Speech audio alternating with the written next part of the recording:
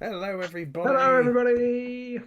Robin forgot to mute the sound on his YouTube feed.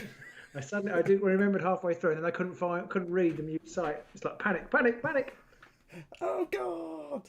I'm there now. I do hope we're all there. I'm there now. That was more seamless than last time. Unless Whee! somebody's going to come along in the chat in a moment and say we can't hear you or see you or anything. So You don't know who you are. who the fuck are you weirdos? Who have we got in the chat tonight? We've got Mr. Greaves, Timothy Greaves is there, Ed Hellar, we've got Mr. Marlowe, we've got Into the Glory Hole is back. Woohoo. None of this glory, whatever it was, Seeker nonsense. Craig Sargent, Wolfman Gaz, Jason Newell, Peter Van den Bosch, VJ Moore, Blackthorn 182, that's a new name. Hello Blackthorn. Ed Hellar, the Mighty Haggis is back. Gavin Scott, Jason Newell, some weirdo called Robin, Alex Dogs, Anthony Boyd. Hello everyone so far. Thank you for joining us. And apparently my sound is behind again. Yeah, I don't know what I can do about that, to be honest. I don't know if there are any other streamers out there that have like two people talking on. The most streamers you see are just like one person talking, and so Yeah. it's a Skype, not Skype. It's Skype. It's a Skype thing that's shit. So I sometimes wonder if we just shouldn't have our faces, if we should just do the talk and then people wouldn't notice. Maybe you should just get an animated look of our just our mouth going up and down. Well, sort of a Monty Python-esque moment. It's Skype. Shame shit at work, apparently. God, you have to put out with Pete at work as well. I'm sorry. No, God. Sorry to hear that. The only other thing I could think of trying is maybe jumping over to something like Zoom or something like that. But then it's just having to try and work out. Yeah. Well, we've got to find the time then. And just a random aside, following on from Andrew's comment. We were watching Fresh Prince of Bel-Air on iPlayer, and I don't know what happened, but sometimes that goes out of sync, and they were about a second out on the speech.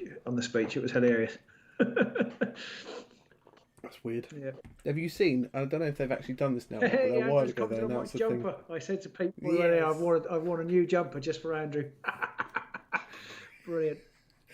And then we had that moment of doubt where we were like, oh shit, is it a new jumper? Yeah. And then we were going to say that you were going to go, I've got a new jumper, Andrew, and he'd say, no, you haven't. Yeah. You wore that 2 weeks ago. You should see how many socks I've got, Andrew. That's all I'm going to say. BJ says we could do it on Discord video chat and then screen cap into OBS. Possibly. It sounds very technical. I don't know if the sound would then struggle. I don't know. The problem with all these things is we've got to have like an hour to just. Maybe we should have a Patreon get it right session. So people yeah, we could. They'll come along to anything. Yeah, that's true. They'll sit there and listen to anything. Bless them. Yeah, I've just realised I haven't changed my chair from the one that cuts the circulation off. I'm going to change my chair over. Robin's foot's about to fall off. Like a bad sudden onset case of diabetes, and the foot's just going to drop right off from the blood flow circulation. There you go. Old people do live streams. I've just got to go and take my medication. So it's been a bit. Start that one again. The week has been a bit. I don't know about you, Robin. My week's been a bit shit. Been a bit average. Well, I say shit. It's been okay, really, in the grand scheme of things. It's just all this lockdown nonsense. Yeah, well, my week has been awful. But let's say about that the better, really. But on a gaming front, it's been quite exciting. There's been lots of announcements from GW that are all very exciting. So I'm now not very central. I've been enjoying it on a gaming front, but rest of life. I mean, the kids are. I don't know about you, Pete. The kids are suffering from lockdown itis now. They want to go to school. I want them to go to school. So it's bloody Boris won't let them go to school. Yeah. So, but I mean, obviously we've got to stay put and stay safe. And it's things like, I mean, lots of people get very excited about the cars and the games. I'm very excited about the new cars and the new models. I love the new. We're going to talk about it later, but I love the new vampire models. I'm really quite excited about the Ravagers today for the announcement. But it's just not the same playing digitally, and I miss the physical game, and I just miss the physical side of you, Pete. That's what it is, really. Without it, my life is nothing. Side? The front side or the back side? Hey, that's your backside, really. If I'm honest, that's what I miss the most. Ildefonse Lazar says hello. I'm hoping I pronounced that one right, but get some new names in there tonight. Yeah, brilliant. I'm really struggling because all the new cards have come out, and I haven't looked at any of them yet. I have been looking at some of the comments coming up in the Discord, and there's people going over them, and I'm picking up random comments. Oh, look at this card. Oh, that card's really all shenanigans on this card. Oh my god, I can't believe there's this. I can't believe it's not butter. And I'm trying to sit there, and I'm thinking I've just not got the time to look at them. I feel completely disconnected from the whole game right now. Yeah, I think that's I mean, my day is just filled with teaching, and then the next part is dealt with repairing the house from teaching, and then cooking dinner, and then getting the kids to bed, and heavy drinking. And then it's like, oh, well, now it's 9 o'clock. And I'm knackered, so I haven't done very much gaming or anything. So yeah. Ooh. There's the Ravagers have a new mechanic, which is to do with they have a new mechanic to do with desecrating objectives, which isn't the same as flipping them. And when I read that, that really got on my tits. Because it's like, oh fuck, there's another thing about this that's going to be badly explained, and spend a whole season of people going, well, if it's this, can it be that, or can it be that, or can it be this? I meant to go back and check the wording of the desecrate thing. I wasn't going to jump straight in on the Ravagers, Pete. Are we jumping straight in on the Ravagers now? Fuck it, let's do it. Okay, right. I wanted to talk about Warhammer Quest, but okay. All right, yes, let's do Quest first. We'll come back to Underworlds. Sorry, we'll do Quest first. All right. Okay. We'll do Quest. Let's do Quest first. Go on, yeah, go on. That I am genuinely interested in very much. I think because of where I am in my Underworlds life at the moment, I think I'm more excited about this than Warhammer Underworlds, because I actually, what I really kind of miss is the kind of community side of gaming. I actually want to get together with some friends and do something where we work together to solve, to get to the end of something, rather than meet a friend and pulverize or be pulverized by them. I think the idea of the co-op game at the moment really appeals to me. Although ironically, just you're less likely to play that because you might need more people. But I really want to see it. I love the setting. The Warhammer Quest, sorry, not Warhammer Quest. The Silver Tower setting really didn't do it for me.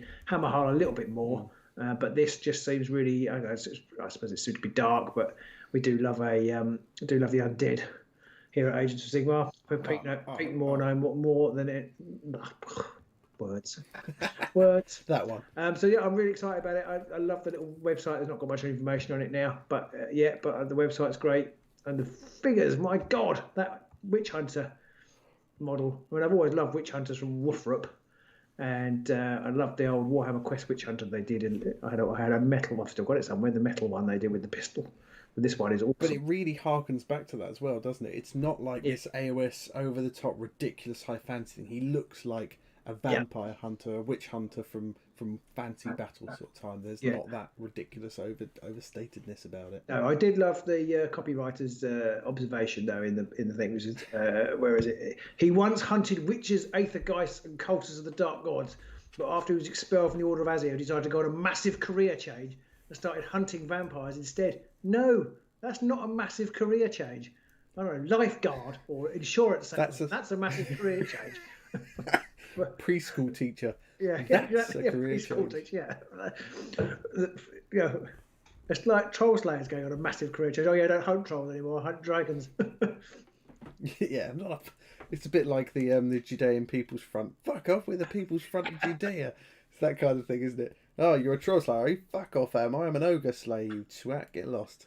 But yeah, I'm really, really excited about that aspect of it. The older, I mean, it won't all look really old fashioned, like, but they can't go ridiculous with like Warhammer Quest, because it's single model stuff. So you're not going to have this friggin' 60 model single base diorama thing, which is your general. So you're going to have individual models. I just really like the idea of that, and I think that's going to be, hopefully that'll be easier to get into than, well, I think it'll be easier to pick up and play than things like Underworlds, because Underworlds you've got to do all the deck prep as well. Yeah. I think you've got to do the deck prep in Underworlds to make it a really good game. You can just play with the deck that the warbands come with, obviously, but it's probably going to be a little bit shit. So, but Warhammer Quest, it's going to be much easier to pick up and play that with a group of friends. Yeah, definitely. And I just love the graphic. I don't know if you've looked at the website, Pete, but there's like this sort of graphic of a map of the town that it takes place in. And it's a real, well, I think I was going to say it's a cross between the Mortal Realms and the Old World. To me, it screams the Old World, which obviously I like. But it just looks, I don't know, it's like the first thing I've actually got excited about in the Age of Sigmar universe, I think. Although, that said, I have enjoyed Soulbound. That's kind of the role-playing side of it, fleshing it out a little bit more. And I'm sure it won't. But I'd love there to be a way of merging the two. I'm sure I'll have to do it myself, but it's probably possible. It'd be really great to be able to play both at once. You would just have to make sure that you limit when people create their characters that they can only be a character, a playable character from the new Warhammer. I can't remember what it's called. Something City. Cursed, I believe. Cursed City. It's actually the title of this bloody stream. Yes, Cursed City. Yeah. So it could be something like that, and you could make sure that your player characters, not your player characters, your actual players, your player characters, that's the word. They actually only pick fighters from that, so that when they go down, they don't suddenly turn from a Stormcast into a Witch Hunter or something weird like that. But you should be able to. Yeah, definitely. I've now finished all my drinks. I'm not sure what I'm going to do now. Andrew asks me, why does the inside of a mug have 265 AC on it? Well, there's a little story behind that, and it's not interesting. Oh, okay. I thought he was going to try and get you to pour your drink over yourself. Yeah. And then just... Ed actually got it in one, I think, when the previous stream I said, can you guess what it is? And he said, oh, it's this. No, I was like, yes, it is. I was waiting for the follow-up of the comment of, and your drapes look particularly fetching this evening. Yeah. So yeah, really looking forward to that Warhammer Quest. I'm wondering if they're going to do... They did Silver Tower, then they did Hammerhal, like you said. Hammerhal was definitely better than Silver Tower. Silver Tower was a bit shit. Great models. Sorry? Great models, just a bit arbitrary. Yeah, which is GW to a T, right? Weird rules, awesome models. Yeah. Hammerhal was better, but it needed the GM, which was a bit... for us, I mean, for a lot of people that's absolutely great, but for us it was a bit could do something that's a bit more standalone. Then they brought out Blackstone Fortress, and that was perfect, I think. Blackstone Fortress, and then now we've got hopefully this, and I'm hoping it's going to be a bit Blackstone Fortress-esque with monsters with reaction tables, no need for a GM, that kind of stuff. I hope so. It's a good AI. Yeah, AI is more and more sophisticated now as people think about it. So hopefully it will all make a great game. Warhammer Blackstone Fortress I enjoyed. Again, I suppose I fall into two. I'm picky. That's the problem, because I like the flexibility that having a GM gives you, but I don't have the time to actually enjoy that anymore. GM. So I always find them a bit linear and a bit kind of, you're obviously by necessity you're limited because you haven't got anybody else. There's no human side of it. It's all pre-generated. It's all procedurally generated. But I'm looking forward to it. I want to get round a table, try and get some people in. Maybe you, Pete. I'd be up for that. And we'll play it. Blackthorn 182 asks, is Quest anything like Hero Quest? That's the only GW board game he's played. It's kind of a little bit like that. In some ways more complex, in other ways simpler. But yeah, I mean, I would say Shadow over Hammerhole is a little bit Hero Questy. Yeah. It's definitely the evolution of Hero Quest. Just I think so. With big boy pants on. Yeah, I mean, I never played Hero Quest, but I played Advanced Hero Quest. So it's kind of the evolution of Advanced Hero Quest, isn't it? I think so. Yeah. So. Someone asked earlier up, I was into the Glory Hole, asked if we played the entire Hammerhole story. No, we didn't even play one of them. We made up our own. Yeah, made one up. We wanted to get as many of the miniatures into the game as possible. So, and we didn't want to give anything away because that's right. Yes, it actually has a story as well. Maybe we didn't want to give it away. That's a good point. We'll think about that if we play it on I guess we won't have that problem. We won't have that. We'll just have to go. We'll just have to go with it. Blackstone Fortress didn't have a story quite so much, did it? It had. I found the Blackstone Fortress setup really confusing because it was like you go in and you do an investigation, and that was like one of the map things, and then you ran off, and then you came back in again, did another investigation, and that was like another map, and you had to pick up so many tokens before you could do the next thing or something. I was just like, I don't really understand why we're doing this. Okay, yes, I suppose you were basically treasure hunting effectively, weren't you? You could go back and buy stuff. Well, you had to get so much treasure before you could go back and get new things. And that, I guess it was because. Sorry, go on. But we never got to the end. Not enough if you watched it to justify the hours and hours it took to make the videos. Pretty much, yeah, because there was a lot of editing. There's a lot of talking in between. Lots of if we do this and then this, then that'll happen, and this will happen, and then we can do this and that. Yeah. Right, let's go back and actually roll the dice and say what we're doing, and then doing all that. And then halfway through changing our minds, then realising you've got to recut half of what we just said out because we went back in 3 steps and did it all again. Yeah. This may well be the same, but I feel like we'll get on the ground floor with this and just go with it and try and smash out some games early on and hopefully get a following. That's what I hope. And then that will just evolve into us being the next Critical Role and Millionaires. No, sorry, that last bit was just in my head. I do wonder if I mean the big problem we'll have is the models because there'll be oodles of models and it's just getting the time to paint them all. Well, you see, I'm also talking of being I'm going to be the next Midwinter Minis as well because Dream, cool. Yeah, because that's how he got famous, wasn't it, with his Blackstone Fortress painting. So obviously, I know not everybody's cup of tea, but yeah, that's my plan for world domination. Critical Role. Well, we always have grand schemes, don't we? We'll do some painting videos for we'll do how to paint the next warband when it comes out, and now like the next warband's due to come out, and we're like, oh fuck off. I'm pretty much I'm pretty much now going to do a video about how to tie up my shoelaces because that's about all I can manage in a day.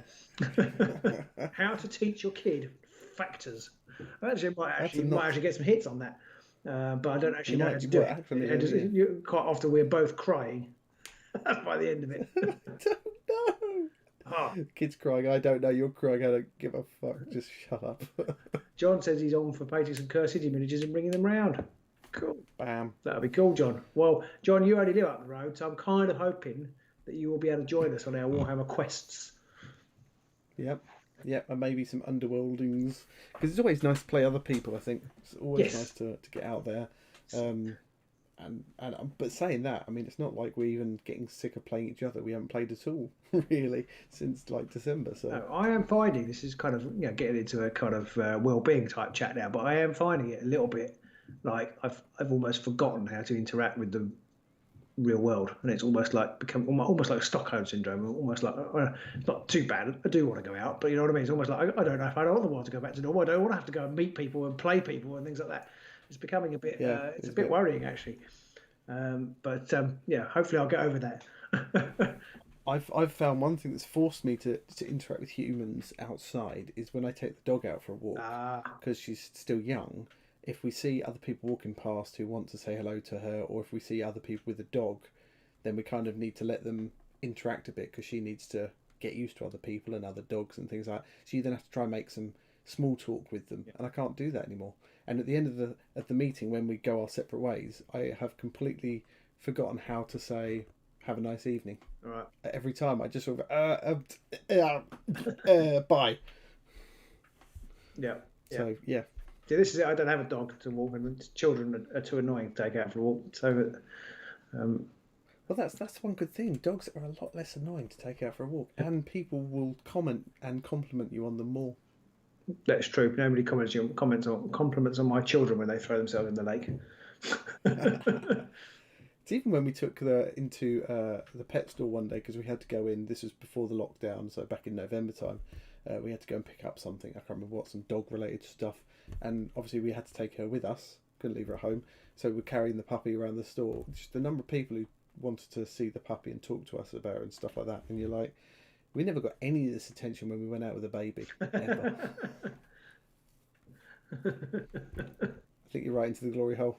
Wolfman Gaz says you actually get the dog to get. I can actually get the dog to go out for a walk. That's exactly it. Especially in this weather, getting the kids to go out for a walk is a nightmare. But they did all go out in the snow at the weekend. That was quite exciting. Weird. How much did you get? Oh, about that much. 6 inches. Well, you got more than us. We yeah, we got about half an inch. The trouble was, the minute snow started to land, the kids were out there, so it was like running around trying to make a snowball or catching individual flakes practically, because it wasn't enough. We actually managed to persuade our kids to. We've only got one kind of really young one. Actually, persuade him to stay in for as long as he could, so that there was enough snow to do stuff with. So we did actually get some. We didn't build a snowman, but we did get some decent snowball fights going. So it was quite good. It's a bit like that scene from Braveheart. Hold. It was exactly like that. It was exactly like that. Yeah. Oh dear. So yeah, I'm really looking forward to the Cursed City. I love Chaos anyway. But I only love aspects of Chaos, which Warhammer Quest Shadows over Hammerhal sort of had all the elements of Chaos in there. But this one is undead, and I love it all. So I'm really looking forward to that. Yeah, I mean, it's vampires, it's corpse thingies. The descriptions are really grim. It's like the Hangman's Copse. This is the bat-infested site of a former Sylvaneth embassy. Okay, that's not that grim. But the canal is now clogged by dried gore and is the home to many carrion horrors. The corpse gardens, Gorslav, the gravekeeper, oversees the frightful charnel pits and graveyards. And he like buries. There's a description of him somewhere. He buries, whether they're alive or dead, he just buries people in mounds of corpses. Lovely. So. Well, if they're dead, then he can't bury them under the. Surely he's just making. Or he buries them in other corpses. You could bury a corpse under corpses, but they're live, whether they're alive or not. He bury people in part of corpses. So yeah, I mean, it all seems. It doesn't seem like a very nice place to go. I have to say, I don't think it'll be in very many tourist brochures. Matt says there's a Fire Slayer Lodge too. Sounds quite cool. Zombie dwarves. A Fire Slayer Lodge. That'd be quite cool. I haven't seen that because there's also 4 things here that haven't got. They're greyed out, so they're going to reveal that. So we have to deal with that slow drip of information. I mean, that'd be fine for me because by the time we ever get anything and have a chance to get our hands on it, there'll be like tons of stuff out there, won't there? Yeah, probably. Well, I mean, what other hero? I'll be pre-ordering this whenever that happens. I will definitely be. Trying to get it, and then, like I say, maybe we'll rope some people in to help us paint it. But I'd like to try and, I mean, I don't think I ever will, but I would like to try and think about sort of fast painting mechanism. That's how Midwinter Minis did his, and he painted them really.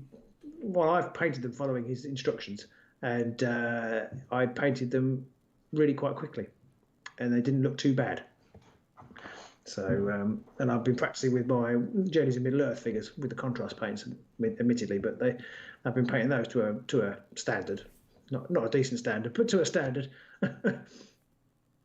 John Grant says, get the Hobby Hermit onto ordering. Yeah, Willen Games, yes. Do check them out. Speaking of Willen Games, we've got a giveaway to announce soon. Let's do that then. So we'll do that in a minute. Yeah.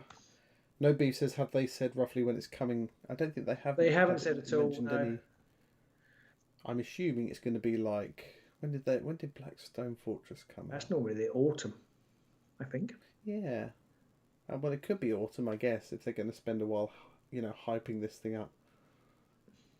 Yeah, it could be. Hard to say, really. Yeah, I mean they've got. There's still 3 sites to mention. I don't know if there is. I can't see a Fire Sale Lodge on here. I can see a Sky Docks. Yeah, that's what Matt's just said. It's the Van Alten Sky okay. So other kind of dwarf. There's 4 new locations, and then in the middle bit there are 1, 2, 3, 4, 5, 6 agents of Defiance and 5 overlords of Ulfenkarn to reveal. Whoa. To reveal. So we've had a I can't remember what it's called. I can't think of the word. Someone's given us money and made a comment. Thank you. From Romanator X says, good evening, folks. I'm listening in the background while cleaning toddler toys. Underworld question: what do you think about the lower presence of magic. I was not a big fan of it previously. What do you think about the lower presence of magic, Robin? I've got to say thank you to Romanator. I think he's the guy who did it when I was doing solo as well. Thank you very much for your donation. Bless your heart. Yes, sir. awesome. Bless your heart. What do I think? I actually think that it's okay, because although there were more magic stuff, I think they were most of the spells you wouldn't take. But I had a quick little look at the spells today, and I think I could see myself using some of them. I've been trying to build an Eyes of the Nine deck, which I know is probably why I'm not liking the game at the moment. But there was certainly one in there that I thought, oh, I could take that. I can't remember what it was now. When we go through the cards, I'll remember. But because it was a one lightning, and you've got to look for reliable ways of getting spells out for to inspire Kacharik, because he has to be next to Vortimus. And so, but it was quite a reasonable spell, I think. So there were spells. I feel like there are spells that you might take rather than more spells that you won't take, if that makes sense. And of course, the new spell attack on the Ravager. Have you seen that, Pete? It's pretty tasty unless you miss. So I don't know if you've seen. But there is an upgrade as well, which means I'm thinking about there is an upgrade that says you don't take damage from spells. So I'm not sure, but I mean that's actually, does it say on the Ravager's card that they take backlash damage? Yeah, they take if they miss. Or don't get any successes. I can't remember if they miss or they don't get successes, but they there's a 2 glory objective, which is take damage from backlash. Yes, there is. Yeah, it does say backlash. Yeah, one lightning to become a hunter. That's it. Thank you, Il Defense. Yeah, and I could see myself taking that because Kacharik, not Kacharik, Vortimus to become a hunter. You can then score that card with. If you're a wizard leader and hunter, you could score that card with that spell and inspire Kacharik, and get some reasonably easy passive glory. Nice. So overall, I mean, I'm not phased that it's not quite so present as it was. I think there are still some options out there, but I feel like not having it too in your face will mean that those, it's an option to go for, but it's not going to keep like Averron up the top, because the minute you really big up magic, Averron just gets stupid. So I'm hoping maybe with the reduction of some of the cast spells and get glory objectives, that might help balance it out a bit more now. Yeah. So I hope, Romanator X, that answers your question. And thank you so much for the super chat there. Very much appreciated. If anybody else wants us to immediately answer a question for them straight away, super chat's the way to go. Yeah, I mean, everybody's welcome to do that anytime. Yeah, anything that throws money at us. That's made by a week.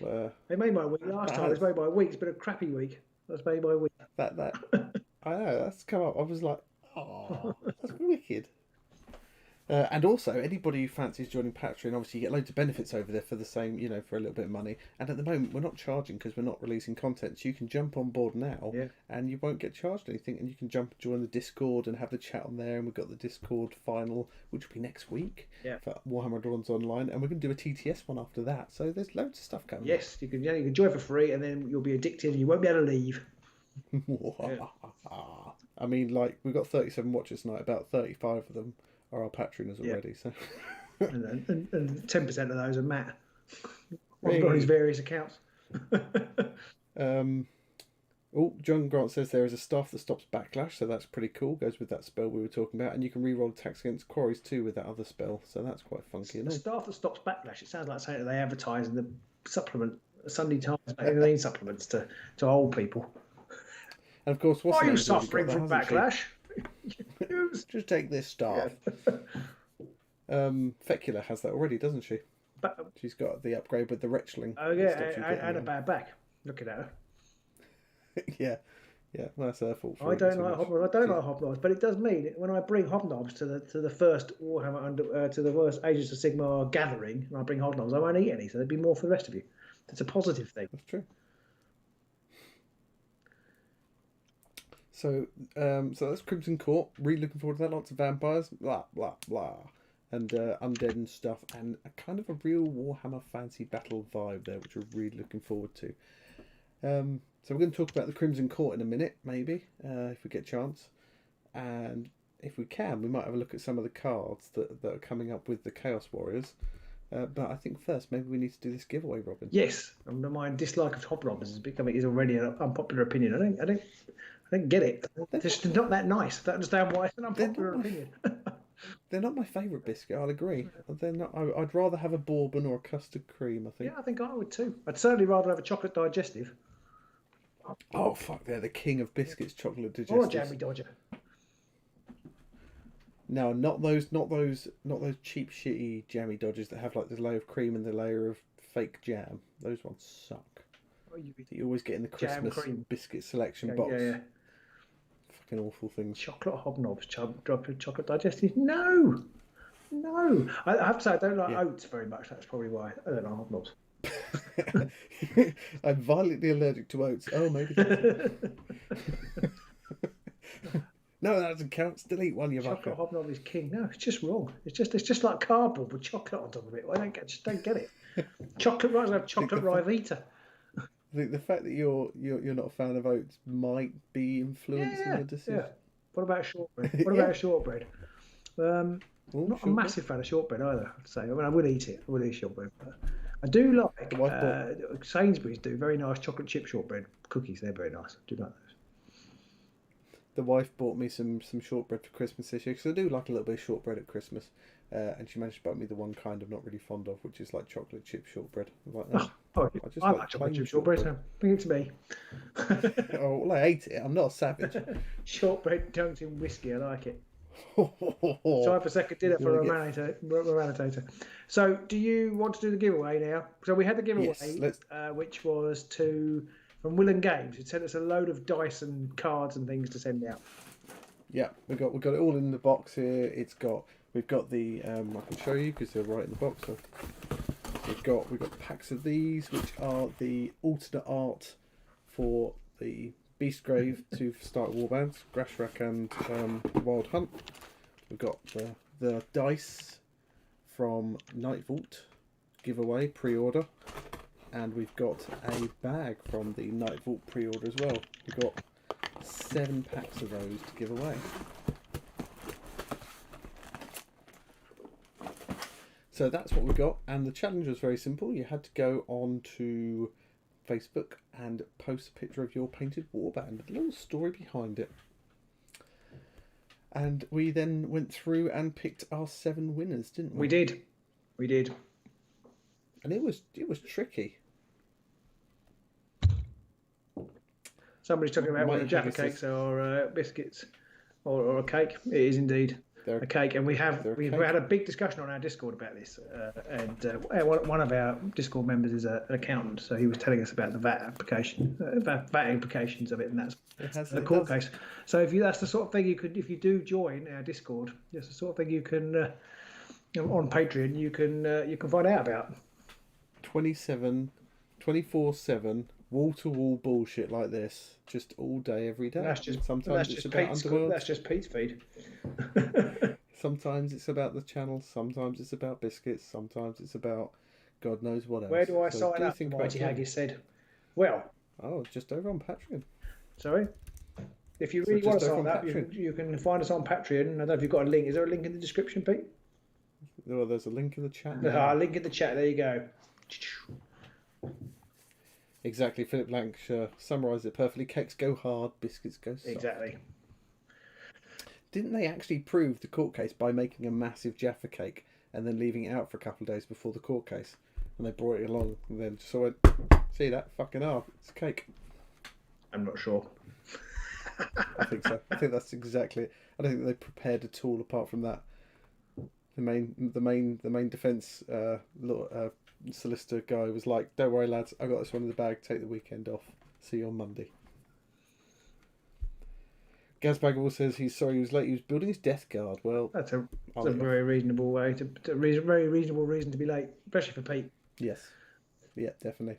Although the more I look at the death guard these days, the more I'm finding him a bit cartoony with all the tentacles and stuff, and I prefer the old school Death Guard that were just bloated with disease and things, not with all the weird hentai tentacles all over the place. Okay. But they're still not bad models. But then that's like 99% of GW's range, isn't it? See, Moeli says good morning, good evening from Hamburg. Good evening to Moeli. And an enthusiastic boom. Boom. Yes. Right, so let's get on with showing off the winners. Now we did have to pick 7. We did have a bit of trouble. It was one of those things where you think, oh well, yeah, that'd be good. Picking 7 would be fine. And then I wanted to pick 27 or 57. Yeah, it was very tough to pick some winners here, because for every one that we had to say, well, do we pick A or B? It was like, but I really like them both, and for the reasons that I'm picking A are exactly the opposite to the reasons I would pick B. So we had to be brutal in the end. And if you don't get announced, you're still a winner in our books. We loved all the entries. You're still a winner, but you haven't actually won. You're still a winner, but in the sort of ephemeral, nice feeling inside sort of front, rather than the actual cold hard prizes. We did love looking at all the entries, and it was really fun. I'm really glad we did it. So thank you to Will and Games for sending us the stuff so that we could do it. Yes, definitely. We will have. Is there just stuff in the description, Pete? There links. I think so. I hope so. If not, there will be after this feed. But do check them out and I'll post it in the chat right now for anybody watching this immediately now or later on. Because they will be having pre-ordered stuff at the weekend, and I think there's a code you can enter to get some old dice and stuff as well, isn't it? Old dice. I can't remember what it's for, but there is a code you can enter on Winner Games to get some dice in the pieces. Yeah. Priceless like a mother's love, or the good kind of priceless. No, the first one, unfortunately, Mark. I'm afraid so. So there we go. Now let's show off some of our winners. So if you see your models, your entry pop up in a moment, you can shout out in the chat. But if you didn't, we will get in touch with the people via Facebook after this anyway, so it'll be fine. So let's have a look. So here's the first winner. Here's hoping this one. The wrong folder. Oh Jesus, these are my holiday photos. So let me just drag that out of the way. So here is the first winning entry that we picked. I like to call these no gits, no glory. Stealing it from somewhere else, I think. Yep, definitely. I just love the conversion on this one, and I realise. Sorry, go on. I was going to say yes. I was going to agree with you. The conversion is brilliant. I do realise on reflection that maybe quite a few of the choices we picked in the end had some degree of conversion on them, but I still like the paint job as well. But I just love the overall aesthetic, the bad moon symbol, heraldry and stuff all over them. So that is Adrian Scott. Great Scott. So that's the first winner. Our next winner is Boris Goslin. Hopefully I've pronounced that right. Ooh. And so Boris said that he and his girlfriend had painted these between them, and we picked this one just because it's just colour. It's just so fun. It is. It's just all mental. There's crazy stuff going on all over it. The only problem I have is that Red Cap doesn't have a red cap. Yeah, that is true. As the Mighty Haggis. We'll have to scrap that one. You're up, sorry. As the Mighty Haggis says, very 1990s-ish, and it's definitely got that 90s sort of vibe to the colour scheme, and I love it. Skittlegits, yep. So that's Boris Goslin. Congratulations. Our next one is John Grant. Now these guys are the, as you can see, they are the Guardians. We just loved the very subtle sort of colours that we used on this one. Yeah. But also, I think this is one of the first warbands that John sort of showed off to us as well on the Patreon channel. Yeah. They do love those. They're just very realistic. Yeah, and it was it birch tree? The sort of the it was the not birch, but the when you take the bark off of the wood and you have that kind of the actual colour of the wood underneath, the stripped wood sort of colour. Really love that. So congratulations, John. Oh, we've got a new Patreon. And next, I wonder who that might be. Could it be Haggis-ish in relation? And this one, I know Matt might have blown some kind of, I don't know, but this is, I loved this warband. It's so good. We didn't both pick the same ones. We went off and picked 7 each, and we didn't all pick the same ones. But this one we both picked because it's fantastic. It is absolutely fantastic. I mean, it appealed to our Necromunda sort of feel anyway. It's Wolfman Gaz. Thank you. Was it Wolfman Gaz? There you go. Josh, I won't say your last name then, just in case you don't want me to read out your your whole name. But I think this is the first warband I saw when I was looking through, and the minute I saw it, I was like, gotta have that. Absolutely love that. Not only can you tell which model is which straight away, I love the colours. I love that green flamey design on it. I just love everything about this. It's just, I mean, I would never ever think of doing anything like that in a trillion years. And even though I wouldn't have the skill to do it, but it's just that kind of out of the box thinking, I guess. It's just amazing. I just love it.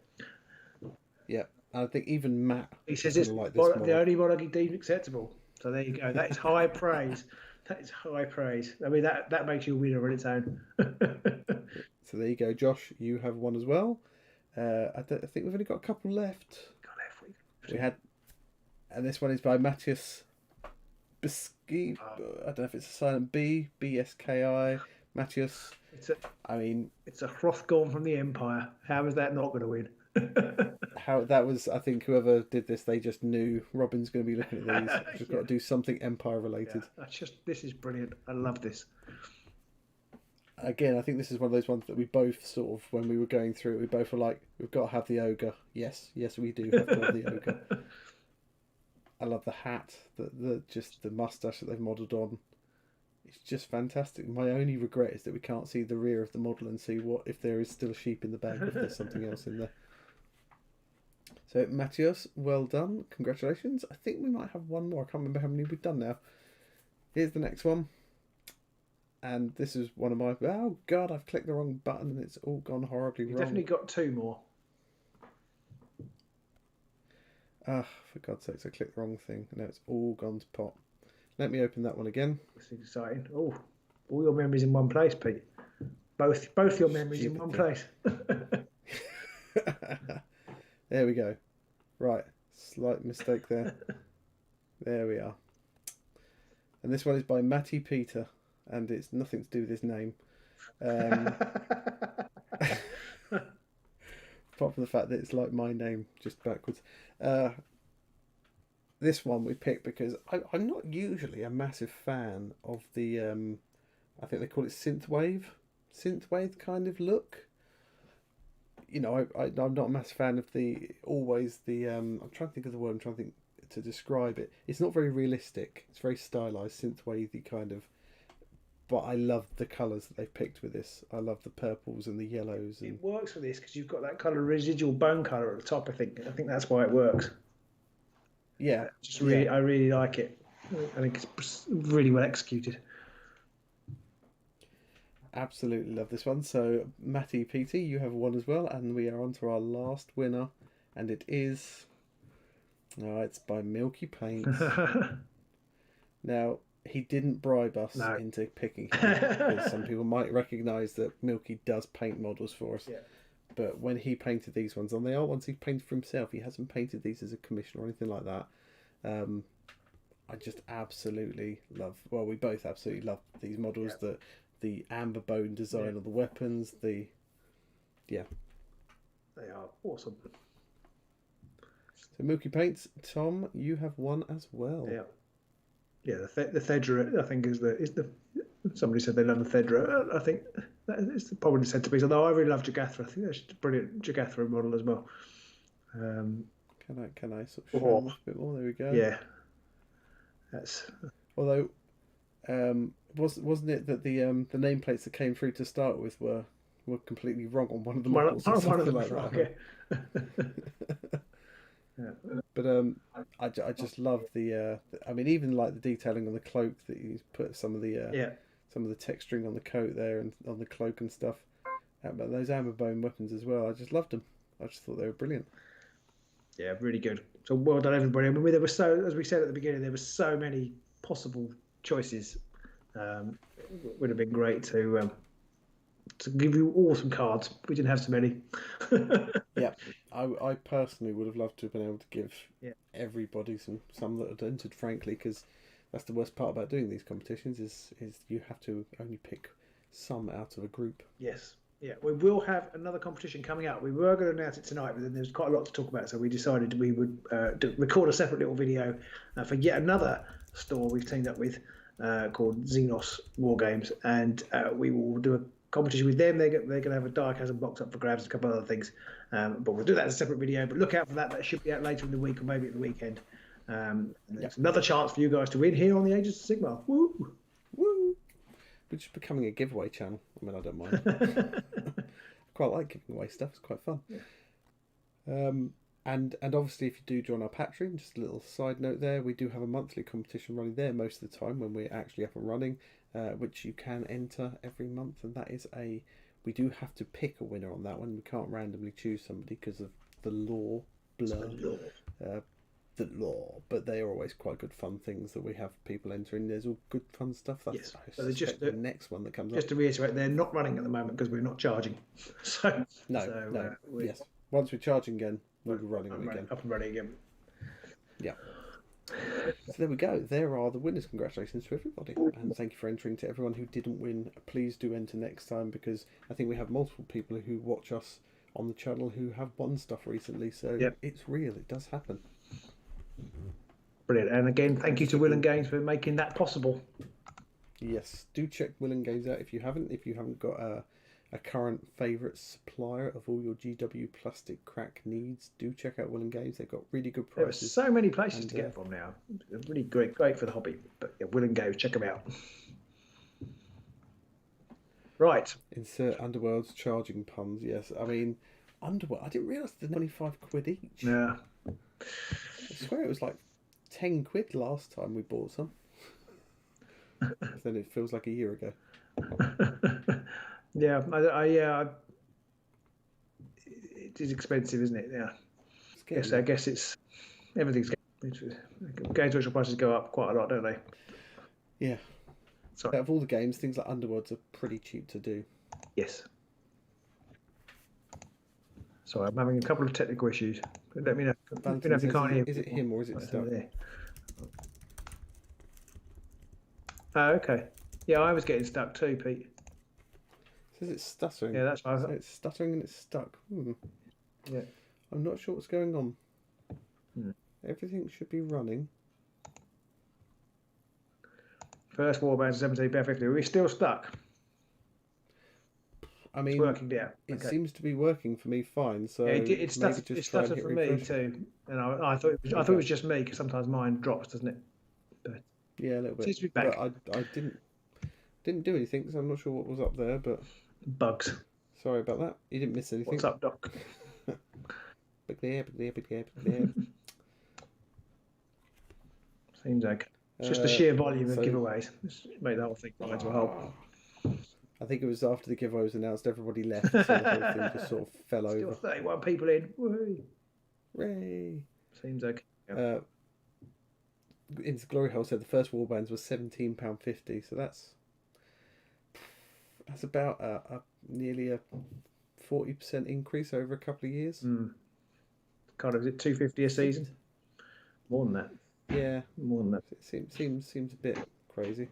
Valentin says house prices here went up 25%. I mean, that's probably considerably more than £7.50. But then I thought, when all of this crazy COVID nonsense started, the house prices were going to plummet because no one's going to move house, no one's going to want to go outside. But it turns out everyone wants to go outside still, and house prices went through the roof. Yeah, Marvel Crisis Protocol box, 30 plus quid. Yeah, they are expensive. We have to say that Marvel Crisis Protocol is expensive. Are the models considerably bigger? They're not considerably bigger. They're a little bit bigger. They all come with a lot of. They all come with a lot of things they stand on, which is a bit irrelevant to me. Bases. Well, yeah, but you know, like bits of. We've talked about it before. What's it called? Like they always take on like girders and things. Yeah, bits of scenery, and they get and you get a base as well. But I mean, yeah, they are quite expensive, but I do like them, so I'm going to carry on buying them occasionally. And there was but I mean all the Underworlds ones, you get more models, and they all have textured bases on them already, molded bases. So I mean, I think £25. I do feel like they've probably hit a bit of a ceiling there. I have to say, somebody says 25 is upper limit. I mean, we'll probably keep going, but I do kind of feel like you're starting to take the mickey if it starts to get if it gets higher than that. Even though it's still reasonable, it's like quite a nice £25. It's kind of like I think you should stop there for a bit. One would hope, but who knows? Yeah, it does feel like that's probably pushing the boundaries of what you're willing to pay. Because you get some cards, but sometimes, I mean, so far of all the warbands we've seen, they're nearly all 4 fighters except for the Lizardmen in this season. So you're paying maybe a £5 for each model plus a £5 for some cards that you'll use about 5 of out of the 60 you bought or whatever it is. Yeah. So, Valentine's just... We've moved on to housing chat now. Nobody should be paying £25 though. Get it from a third-party stockist. That is a very good point. Yeah. Yeah, like Will and Games. Yeah.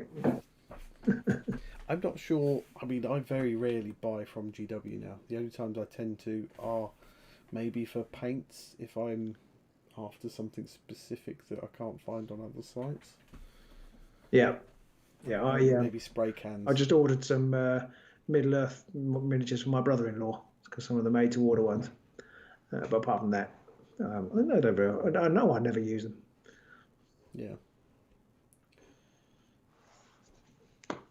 Should we talk about the Ravagers? Let's talk about the Ravagers. Ravagers. Yes. So there was a post today, Warhammer community. Yes. About the Ravagers, and of course, Underworlds DB already has all the new cards on it. I know, yeah. Because he's bloody awesome.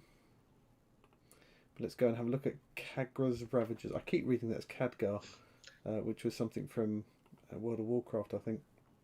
Yeah, I've been reading it wrong as well. I'm not sure what I was reading it as, but I don't think I thought it was Kagra. I think it was Kaga.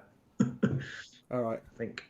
I mean, whatever way it is, it's you're bound to mispronounce it when it's GW. The Mighty Haggis makes a good point, but it's one I can't quite buy into, which is only buy the warbands you want and be better off without the must-have card. It never. I do think that, but then it never. I always just have to go all in. I mean, partly because we play on the channel, but you kind of feel like almost have to go all in. But yeah, I have to say, sorry. Go on. The more I look at these miniatures, I've got the miniatures in front of me. Not the miniatures in front of me, but picture of the miniatures in front of me. The more I look at them, the more I like them. I think they. I really like the miniatures. I kind of think I overlooked them. I kind of almost forgotten they were so looking forward to the Lizardmen. I almost forgot these existed. But I do like these. I have to say, I am a big fan of these. They're proper sort of old school Chaos Warriors. Yeah. I love the really chunky armor, the chunky shields. Old Slambo pose or whatever it was called. Or Arnulf. He's trying to imitate Arnulf, and he'll always be a pale imitation, but it's not a bad go. No.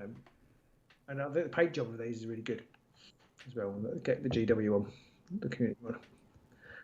Yeah, there's I mean, some of the warband paint jobs are really questionable. These ones aren't bad at all, really. Jason says, from now on, the Chaos Warriors are going to be called Chris and Dennis. Which we've been playing a little game of Morkborg on the side, a few of us, or Milkborg, I'm not sure how it's pronounced. And we have Chris and Dennis, who are our, I can't what they are, Jason. What they're summoned kind of, not quite Chaos Warriors, but Berserkers. Berserkers, that's the word I wanted. Chris and Dennis. And so that's who they're forever going to be. I see. Yeah. Just interestingly, when the Mighty Haggis' comment, I wonder what people's opinions in the chat are about only buy the warbands you want and be better off without the must-have cards. How many people does that suggestion set their teeth on edge for? Because I just feel like the GW know that the general Commoner Garden nerd is going to be a massive completist and is going to want all of the warbands just so they can have all of the cards. Me, says Tim. I mean... Was it the Chosen Axes? I don't think I would have ever bought the Chosen Axes, but didn't they have Ready for Action? So, I mean, how could you not when they came out? Yeah. I think partly for me is that each warband feels different to mostly different to the last. I think I probably could have done without buying Crushers, actually. But these new Direchasm warbands are really interesting, I think.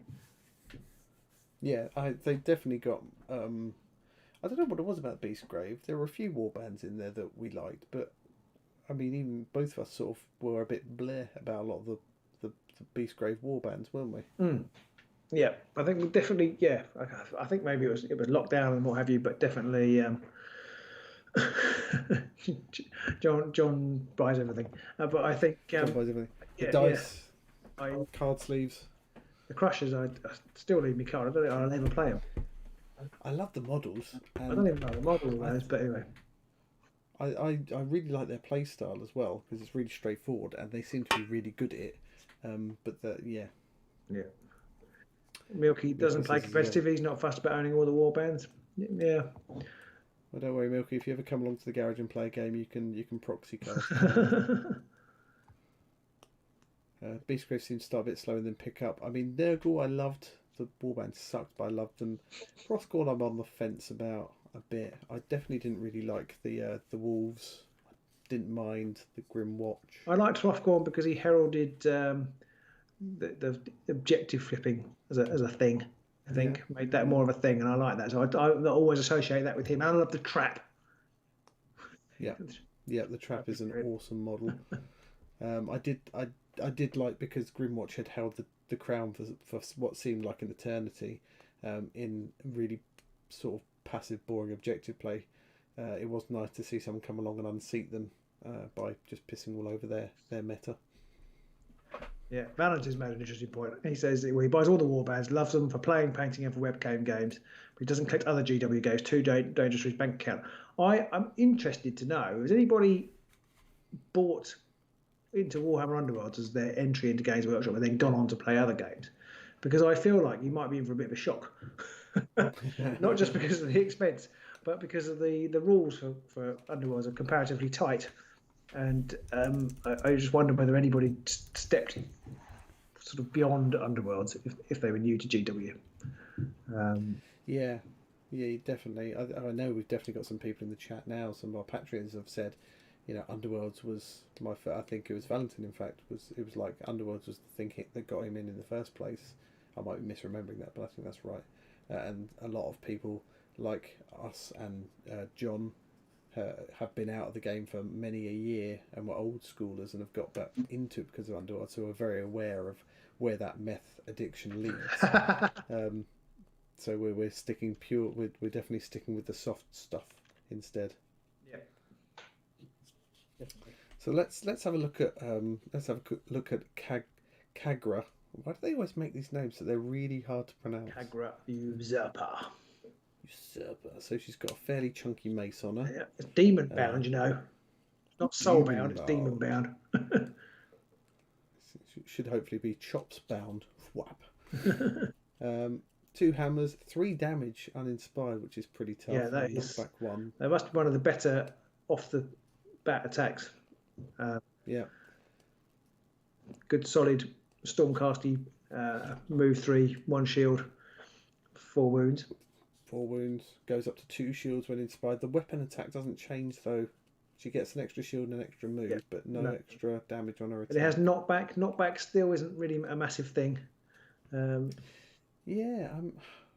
seems like one of the things that could have been so much more for a little while with Get Thee Hence. It was kind of a bit more useful. The only good thing I can think of about knockback now is if you hit someone away and they generally have to charge you to hit you back, they can't just whack you from where they stand. But as knockback only works if you're successful with 3 damage, you're probably going to turn most people into a jam anyway. That was the problem with Get Thee Hence. I tried to play a sort of knockback game with the Condemners, but they just killed everything.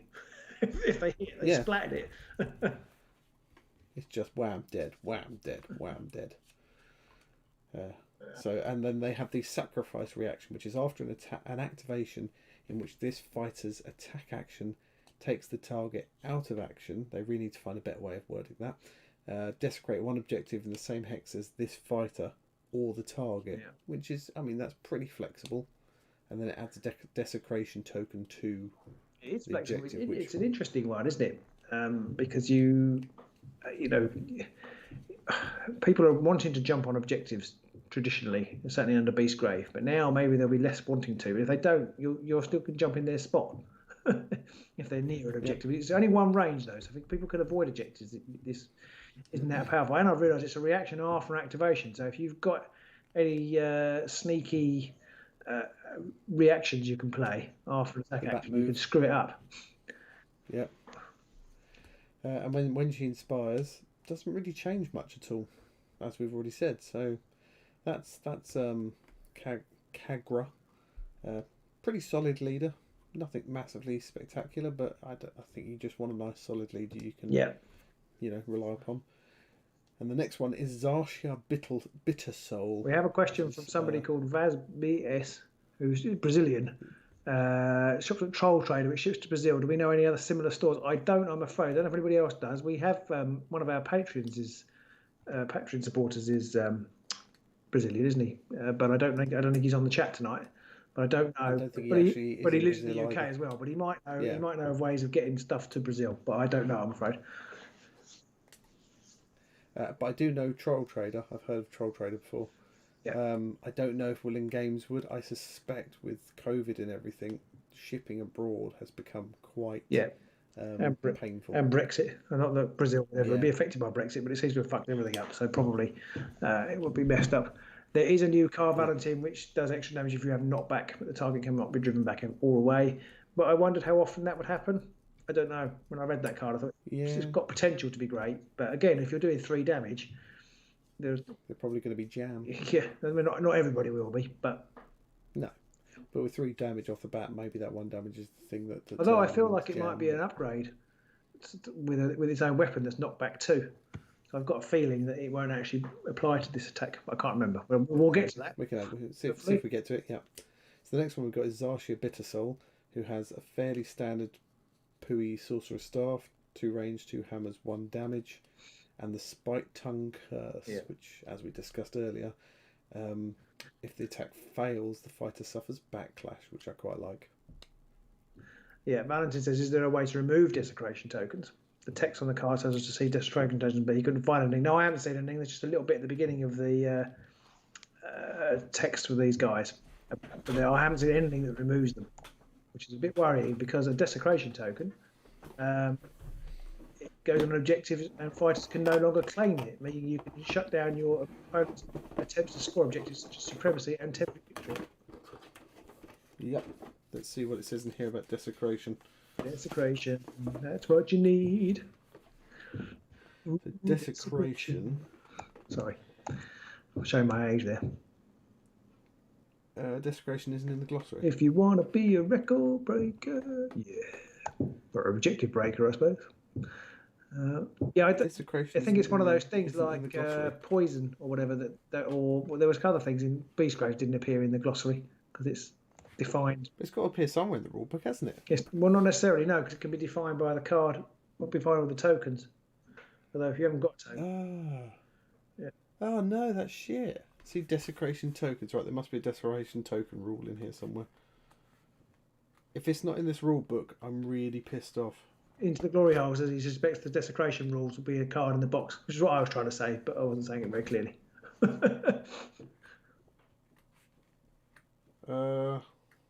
Yeah, I can't see anything obvious, and I already fucking hate that. This just in, Pete doesn't like that. It's my unpopular opinion of the week. You should not have done this to Pete in January 2021. It's not been a good month.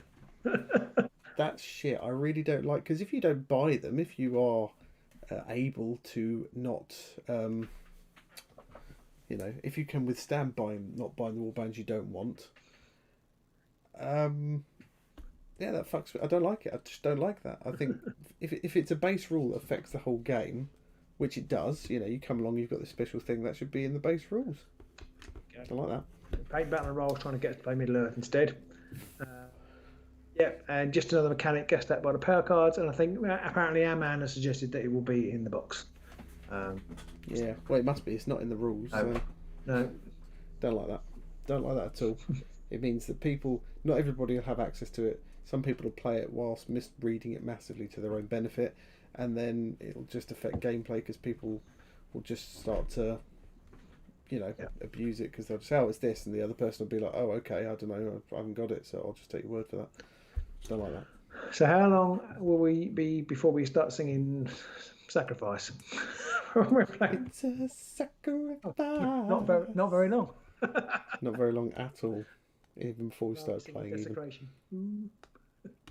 It's interesting that when inspired, Zarshia doesn't gain any shields or any wounds or any move. She gets +1 damage to her ranged spell, and she gets ensnare on her staff, and that's it. Yeah, but a range 3 2 damage spell is pretty nifty, and I feel like there's a way it can be boosted as well, but I can't remember now. But yeah, I mean, she's not the only person to get a range 2 spell, is she? There's no. But it's lightnings as well. It's lightnings as well, not swirly. I don't know what fecular. Oh yeah, fecular is lightnings as well. Does it go to 2? Does it go to 2 damage feculars? Yeah, okay. I believe so. Right. And she starts on swirlies. So. Right. Yeah, so it's pretty good. John's going off. I think. Yeah, he's recovering from COVID, so feel better soon. You're welcome, dude. John. That reminds me, we have a couple of birthday announcements, don't we? Birthday? Oh, we do. Yes. I'm such an idiot. I completely forgot. Have you got it in front of you, Pete? Because you're organised and I'm not. I'm that organised. I haven't. Now I know that one of our patroners, Maliki, is going to be very old very soon. Oh, I hadn't seen that. In a few days, he mentioned in the channel either yesterday or today or the day before yesterday, saying that his birthday's coming up soon. So it's likely happy birthday, Maliki, when your day arrives. Yes, we're so professional. We've done this seamlessly.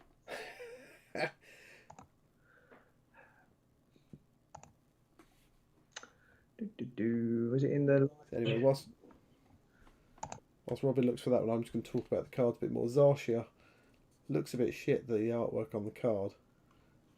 Because I'm assuming Zarshia... I'm assuming it's meant to be a woman. Because there's kind of like slight breast shapes in the armour. So I'm assuming it's meant to be a woman, but they kind of just done the whole body piece as one piece of metal, and sort of it just looks a bit poo. Not a fan of that one. No. Robin's now drastically trying to find the. I can't remember which thread it was in. You can search all the threads in one go, I think. Yeah. I'm not very distant. I'm having a total moment.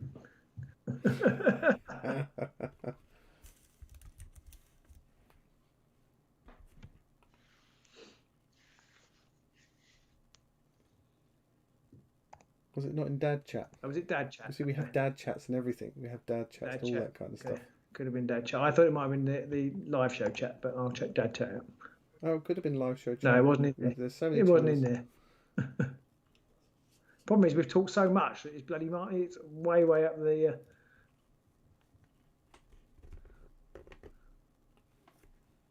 Dad Chat talking about car music. That's how we roll. Yeah.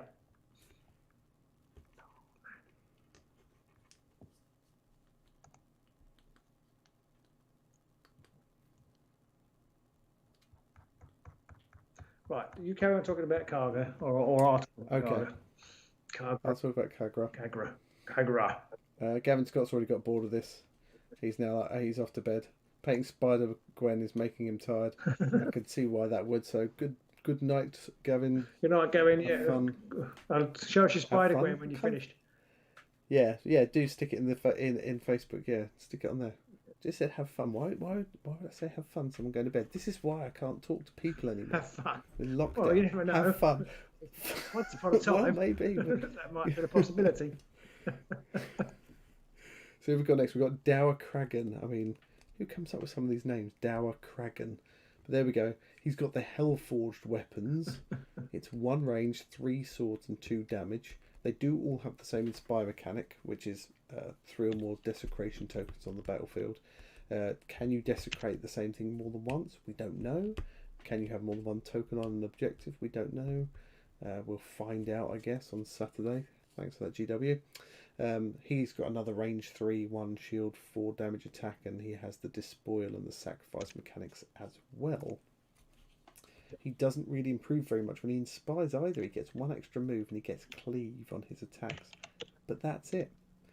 I have noticed as well that Zarshia Bittlesoul, the caster, does not have despoil, which is, I don't know if I like that or not. I don't really care that much, I think, but it seems a bit weird that the one who's probably going to do all this cursing and all this kind of bad juju magic can't despoil things. Maybe they just squat down and pull on it. I don't know. There we go. That's Kragan. He's a bit blah. And then we've got Razek Godblessed. He has a Hellforged axe instead of just Hellforged weapons. He's more specific. He's got an axe and he's got a shield. He's got range 1, 2 hammers, 2 damage, 3 move, 1 shield, 4 wounds. And he has the Despoil and Sacrifice abilities. When he inspires, he gets 1 extra move. He gets 2 shields, which isn't bad, and he gets 1 extra hammer on his attack. But he doesn't gain anything else, so they're really bleh. They're better than Oryx, right, from Season 1, but, what isn't better than Oryx in Season 1? Shall I describe them as bleh, I have to say? They can't. Yeah, they're okay. Speed 4, 3 Fury attack is pretty... Not 3 Fury, 3 Smash attack is pretty solid. Yeah. We've never used Smash and Fury before to describe it, but yeah. Fury with 3 Fury with cleave is pretty nasty as well. Once inspired, yeah, it's not too bad. It's nothing spectacular for what you'd expect a Chaos Warrior to be. No, but he starts off with 3 and 2. I think 3 swords. I think is a good starting off attack, especially with 2 damage. Great strength on that, and you're starting to be scary. Paints that he wants petition to rename the desecration token to the defecation token. I think we'll have to. That'll have to become including the brutal defecation objective. Pretty much. That's when you haven't had enough fibre for a while. Things are a bit bunged up. So, the fighters are okay. They're all fairly solid. A couple of single shield, a couple of double shields on Inspire.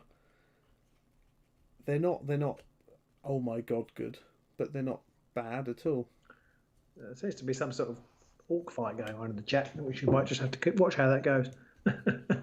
I'm a bit concerned that Mr. Greaves is saying that the boys aren't the best. Yeah, I know. Well, that's what. Yeah. Ruald Lecause says he didn't realise that all of them had sacrifice. Well, most of them have sacrifice. No, yes, they all have sacrifice, but they don't all have despoil, which is a bit different. Sorry. So they don't all have despoil because Dower Kragan and Razek have despoil, which means if they hold an objective, they can desecrate it, which is the easier way of doing it, really. But only Kagra and Zarshia have sacrifice. But the spore mechanic is pretty potent. I mean, that's gonna ruin some days, isn't it? This desecration mechanic. I don't know. I mean, we just don't know enough about it because GW didn't put the bloody rules in the rule book for the bloody thing.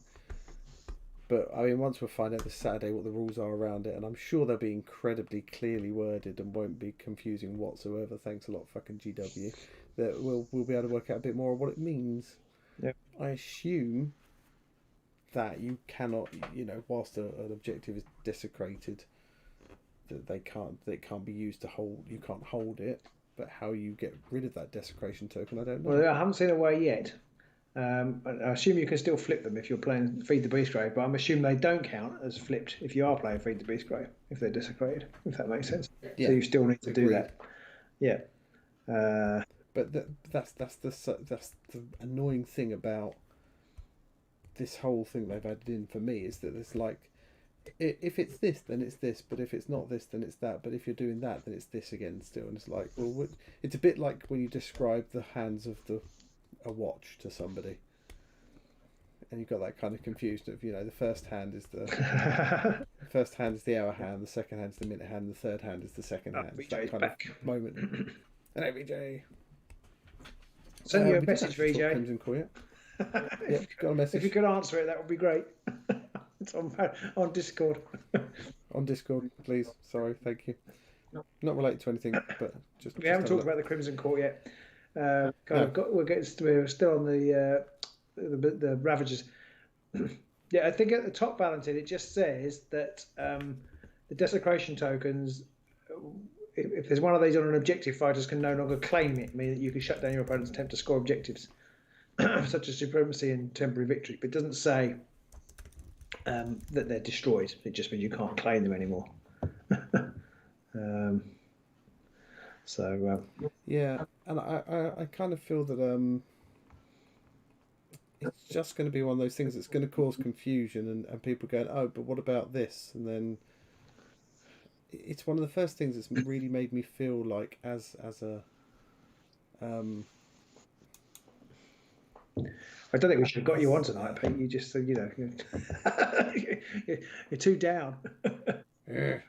It's just one of those things. It really has started to highlight to me how out of touch I am with the game at the minute. With all the last stuff, it's made me feel how somebody new coming into this kind of hobby would be. It just makes me feel I don't like it. Right. Basically. Yeah. So shall we? Do people want to talk about the vampires, or do people want to talk about the Chaos Warriors who we've already seen stuff? We do have a message for Declan, who I believe is his birthday. Not sure if it's today or this week, but happy birthday, mate. Hope you're having a good one. I think it was earlier in the week, actually. Hope you've had a good one and you got lots of jelly and ice cream, whatever it is you like to eat on your birthday. And your dad didn't eat it all. Not all of it, anyway. Happy birthday. Happy birthday. To you. Happy birthday, Declan. Rewell wants to play Feed the Beast Grove to annoy them.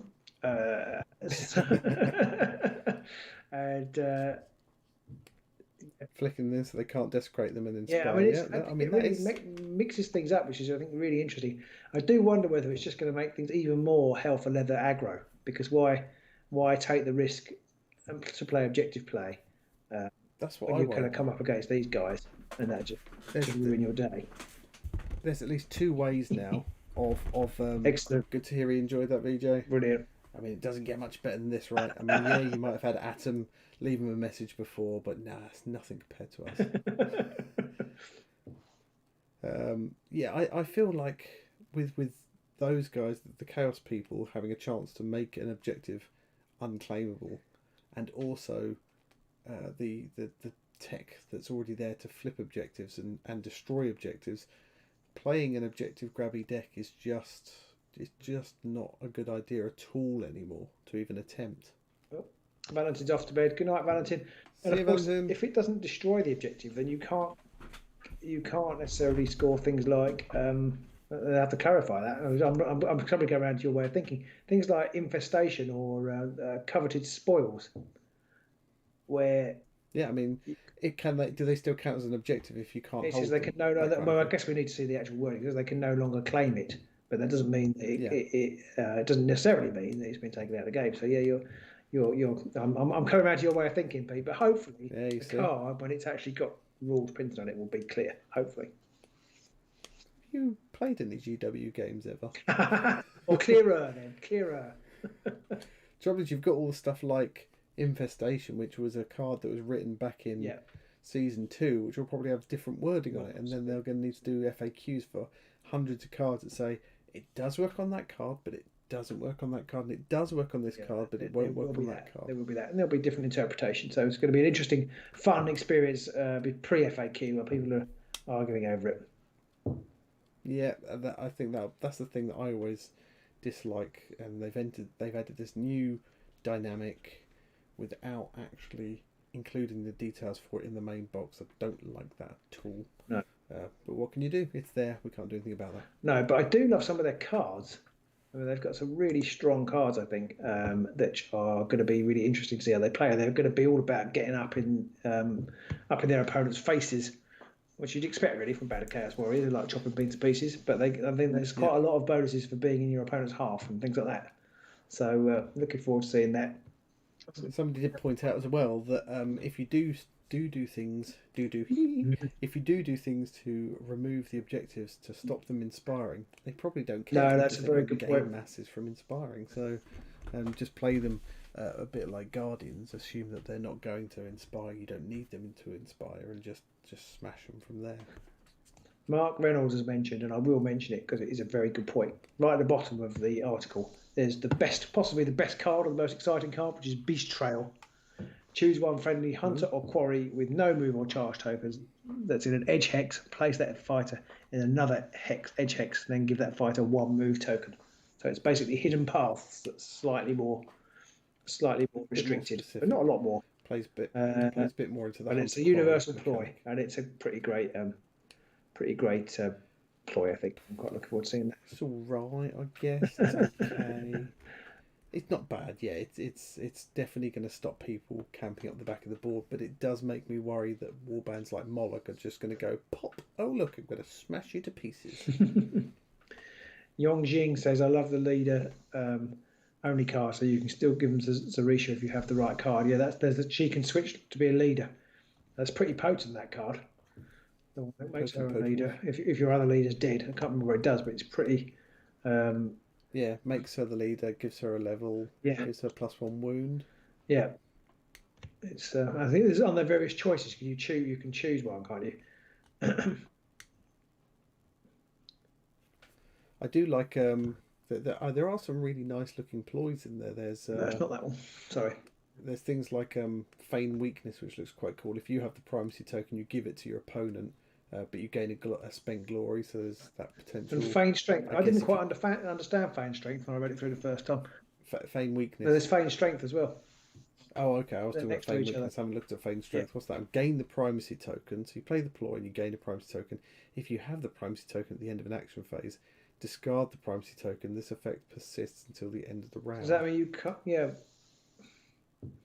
Don't quite get it. This effect persists until you have. Oh, I think I get it. I think you gain it immediately when you play the ploy. Yeah. And then if you have it at the end of the action phase, you discard it. So that means you can't score it. So in the end phase. Yeah, the mighty Haggis is off to bed. Good night. Good night, mighty Haggis. Much. We will be off ourselves soon. So it basically feign strength is you're gaining the primacy token immediately by playing a ploy rather than having to kill someone or whatever. Yeah. But then you can't have it at the end of the round. So you can't actually score from it. You can't score a glory for there, but you might have an objective which is. But your opponent also can't score the glory from owning it as well because you've got it, unless they nick it back. Immediately, yes, but then after that, if they nick it back, then the effect persists until the end of the round. Does that mean that's what I didn't quite understand? Because it means you the effect of if you have the primacy token at the end of an action phase, you discard it, so you can't then get it back. So it's basically you take the primacy token immediately, which might be good for some other stuff, but then you lose it and you can't get it back for the rest of that round. Okay. So you won't get that glory at the end of the round because you won't be able to have it. Okay. Oh, I see. Yeah. Okay. I think I see. Craig Sargent has pointed out it's interesting to serve one of the next warband after Ravagers, and they inspired by holding 3 objectives. Yeah.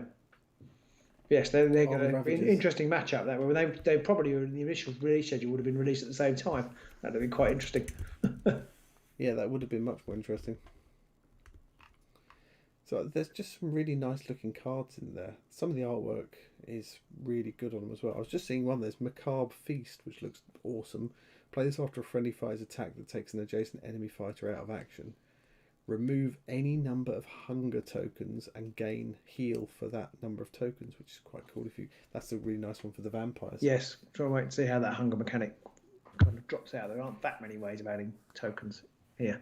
There is an upgrade I think that's come out with these guys, which is give everybody within 2 hexes a hunger token, or take one away from everybody. Yeah, which is. That could be quite. There's also the Feral Symbiote, which seems to be worth having. +1 damage to this fighter's range of 1 attack actions. After this fighter's activation, give this fighter 1 hunger counter. Then if this fighter has 3 or more hunger counters, deal 1 damage to this fighter.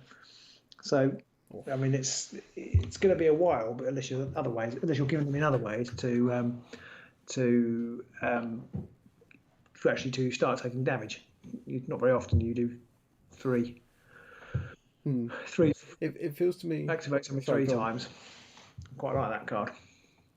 And the vampires gain 1 each round anyway, don't they?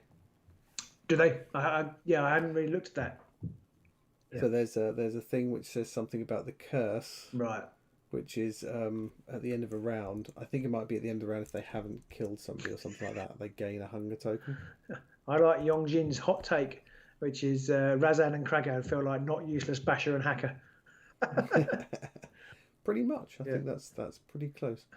It feels like with the mechanics coming out with some of the warbands and the upgrade card that's coming out with Kagra's, which is the Geomancer's Gauntlet, which is flip each feature token within 1 hex. Yeah, that's a cool card. That could be quite a broad card, especially if you combine it with a I can't think of the cards now. The ploy that moves all objectives 1 hex, or Restless Prize, that kind of thing.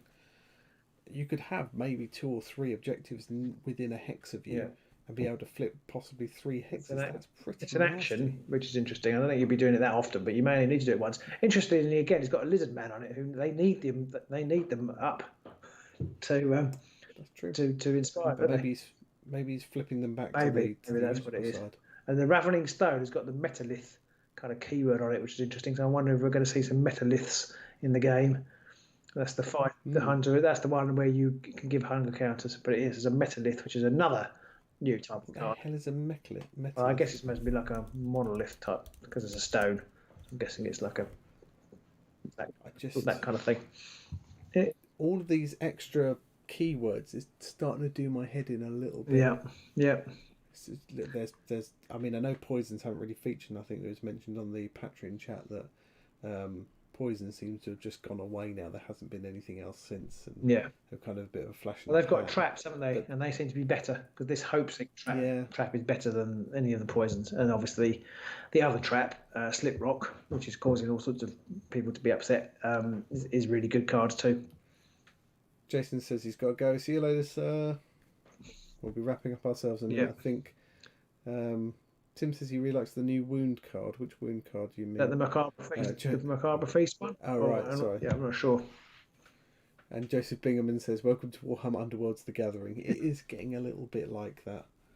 I remember years ago having a little go of Magic the Gathering, not really getting very interested in it, and it just went by. But then it sort of passed 10 plus years, and then I remember watching one of our Patreoners, I think it was Ed, was streaming it on his channel. Okay.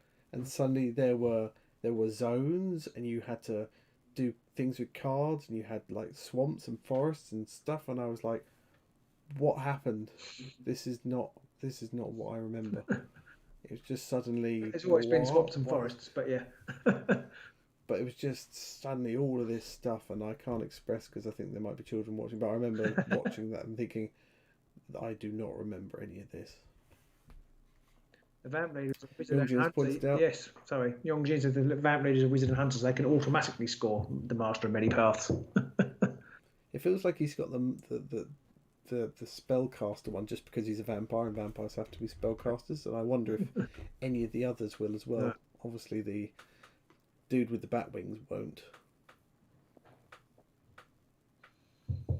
I have to say though, the vampires, from what we can see on Prince Duval's card, he looks pretty tasty. It's ironic, really, because he's going to be trying to eat everybody else. Hey, I mean, the models look fantastic for them. I am a massive fan of all 4 of that warband's models. Yeah, I think they're the best looking warband of the 4, even though I do like the Ravagers. I think they are of these all the Direchasm warbands. They do look amazing. Yeah, I mean, looking at the models, I'm not a massive fan of the Cow Elves, but I do like the Slanesh. I like Kagra's Ravagers. I love the Crimson Court. I'm not a massive fan of the Lizard Men. The Lizard Men are all right. I was thinking about Paint Battle and Roll said that he's going to buy them to paint the Lizard Men. I was actually thinking about how I might paint the Lizard Men today. I wonder whether I might actually try and paint them like realistic lizards, so rather than bright blue, but kind of just actually like Robert Duval. Sorry. I might try and paint them realistically, but then I probably won't when the time comes. I'll just slap blue contrast on them. Well, that's the good thing about them. I reckon they'll do well with contrast. I reckon you'll be able to you'll be able to stick any old colour, green or even blue or whatever on there, and I reckon the contrast will work really well on them. Yeah, it kind of suits them, doesn't it? Yeah. So I think that's probably... I mean, did we want to talk very quickly about the vampire models, what we're hoping from them? Well, I've got no real thoughts, to be honest. So I've been concentrating on these Ravagers. So I kind of almost apart from that, I'm looking forward to seeing what they do. I don't know what to expect. So they're going to mix things up, I think. Yeah, I'm loving all the models. I don't know about the woman with the sword in her hair. I'm assuming that when she makes an attack, she becomes bald. There's the bald dude with the massive mace thing. That's got to be a range 2. Yeah. 2 range, 2 hammer, 2 damage sort of attack going on there, because that's immense. And then there's the bat dude. I love the bat guy. Bat dude. I don't know what he's going to be doing, but he's obviously going to be able to pass over intervening hexes and be able to ignore blocked and lethal hexes or stuff like that. But there's just not one thing I can say about these models that I dislike. Even the woman who's got her sword stuck in her hair just still looks fantastic as a model. Sorry, I was just going to the have a look at the models, and I managed to start a video. It's late. They're just fantastic. Just everything about them I absolutely love. I'm a big fan of vampires anyway, but I love the way they've got the different looks of the different vampires in this. So you've got the guy with the wings, looks very feral. You've got the bloke with the massive mace, looks very, very Nosferatu-esque, bald with the long pointy. I think he might actually be my favourite of the 4. I don't know. The mace. Yeah, I don't know why. I'm not sure why. I think I actually like the 2, and I like the guy with the wings. The other 2, I don't know, they're good models, but I think they're a bit kind of classic vampire for me. I like this slightly more alternate take. I like they're a bit understated as well. The one with the big mace. Yeah, it's quite understated. Although he does look like not, a pole not too dramatic. I'm not the first person to observe that, but he does look like a pole dancer. I had not noticed that. That is brilliant. Yep. So I've just had a note from Robin, sent me a message. I'm not sure what that was about though. It was all right. You said you had it now. Ignore it. Don't worry about it. Oh right. Okay, that was when we were doing the giveaway. Yes. Okay, so there we go. I think it's time to call it there because it's getting late. So everyone wants to go to bed. But we will be back next week. Yeah. We're going to be showing a final. We're going to be showing the final of our Warhammer Underworlds online Patreon only tournament. And it will be Chosen Axes versus Gerzag's Boys on that one. Yeah, I know what we didn't comment on, Pete, is that the Ravagers, they have their own great strength card, which obviously with great strength going out of it, that's significant. And they have a Hellfire sword, which is restricted to just 2 of their fighters, but it's range 3, 2 fury, 2 damage. That's not bad. That's not bad. Not bad. Why is it range 3? That's just silly. Range 3 exactly. It's not bad at all. There's huge. The leader has the unearthly charisma is really nice as well. +1 dice to other friendly fighters, range 1 attacks when they're within 2 hexes. Yeah. So you just sit her back a bit. Yeah. That is quite nice. Do you think the vampires will have unhealthy charisma? Pallid complexion, bitey tendencies. So next week we're going to be doing that final. We might be starting at a slightly earlier time, maybe 9 o'clock potentially, depending on how things go. And we will be releasing another video very shortly in the coming days around our next giveaway. Ooh, watch out for that. Maybe if we get time, I'll release a video looking at these cards a little bit more depth. But life is not allowing that at the moment, so it probably won't happen this end. And I know Pete's just as busy, so it probably won't happen there either. So you might have to do Aman and other people like that for your. I suppose Aman will be fine. Just content. He'll probably give you a more discerning look at the cards rather than me just. But will you get double entendre? I don't think you will. I don't think you will. I was trying to make one there, but I couldn't make one up on the spot. I would hate to beat Pete if he was wearing his desecrated gauntlets. That's all I'm going to say. Ooh. So thank you everybody for joining us tonight. Do stay safe out there, Yes, and we'll see you next week for the Underworlds online final to talk a bit more about our next giveaway, and maybe talk a bit more about the warbands if we have the time. Yes, hopefully so. Do check us out on Patreon. Like I say, we aren't charging them. So if you join, at the moment the monthly payments aren't being taken, so you can still join. Jump on the Discord, chat on there, enter the monthly tournaments that we're trying to keep going at the minute, all that kind of stuff, and generally be part of the pretty awesome daily community that we have going. Yeah, brilliant. It was great to see you over there. Yeah, MDJ's Charity's just joined, I think, and he's just missed this, so he's going to watch it tomorrow. Enjoy, sir. Enjoy. Yeah, enjoy it. Okay, guys. Stay safe. Bye.